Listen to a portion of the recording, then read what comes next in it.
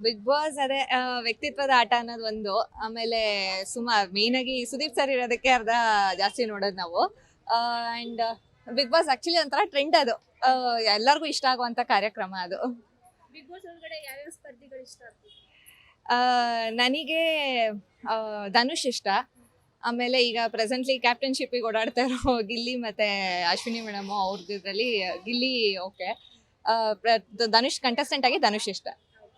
ಧನುಷ್ ಅವರು full silent ಆಗಿರ್ತಾರೆ ಮನೆ ಒಳಗಡೆ, ಅಷ್ಟು ಹೌದೌದು ಅಷ್ಟು ಲೌಡ್ ಇರಲ್ಲ. ಬಟ್ ಕ್ಯಾರೆಕ್ಟರ್ ವೈಸ್ ಅವ್ರ ಇಷ್ಟ. ಬಟ್ ಆಟಕ್ಕೆ ಅಂತ ನಿಂತಾಗ ಗಿಲ್ಲಿ, ರಕ್ಷಿತಾ ಇವರೆಲ್ಲ ಕಾಂಪಿಟೇಷನ್ಗೆ ಚೆನ್ನಾಗಿದ್ದಾರೆ. ಇವಾಗ ಇನ್ನೊಂದ್ 2 ವಾರದಲ್ಲಿ ಫಿನಾಲೆ ಬಂದ್ಬಿಡುತ್ತೆ. ಸೊ ಯಾರ್ಯಾರು ಟಾಪ್ 5 ಒಳಗಡೆ ನೋಡಕ್ ಇಷ್ಟಪಡ್ತೀರಾ ನೀವು? ಗಿಲ್ಲಿ, ರಕ್ಷಿತಾ, ಆಮೇಲೆ ಧ್ರುವಂತ್, ಅಶ್ವಿನಿ ಮೇಡಮು ಇವ್ರಿಷ್ಟನ್ನ ಟಾಪ್ಸ್ ಅಲ್ಲಿ ನೋಡಕ್ ಇಷ್ಟಪಡ್ತೀನಿ. ಅಂದ್ರೆ ಅವರು ಅಶ್ವಿನಿ ಮೇಡಮ್ ಒಳಗಡೆ ಏಕವಚನ ಬೇಡ ಹೌದು. ಅನ್ನೋದು ನೀವು ಅಶ್ವಿನಿ ಮೇಡಮ್ ಅಂತಿದ್ದೀರಾ? ಇಲ್ಲ ಅದಕ್ಕೆ ಅಂತಲ್ಲ, ಬಟ್ ಗೇಮ್ ಅಂತ ಬಂದಾಗ ಎಲ್ಲರೂ ಪ್ರಾಮಾಣಿಕವಾಗಿ ಆಟ ಆಡ್ತಾ ಇದ್ದಾರೆ. ಸೊ ಅವ್ರ ಎಫರ್ಟಿಗೆ ಬದಲಿ ಅಂತ ನಾನು ಕೇಳ್ತೀನಿ ಅಷ್ಟೇ. ಇವಾಗ ಮತ್ತೆ ಈ ಕ್ಯಾಪ್ಟನ್ ಆಗಿ ಧನುಷ್ ಸೆಲೆಕ್ಟ್ ಆಗಿದ್ದಾರೆ. ಹೌದು. ಅವರೇ ಫಿನಾಲೆ ಫಸ್ಟ್ ಕಂಟೆಂಡರ್. ಇವತ್ತು ನಾಮಿನೇಷನ್ ಆಗಿ ಇಬ್ರು ಅಥವಾ ಒಬ್ರು ಹೊರಗಡೆ ಬರ್ತಾರೆ. ಯಾರು ಹೌದು. ಬರ್ಬೋದು ಅಂತ ನಿಮ್ಗೆ?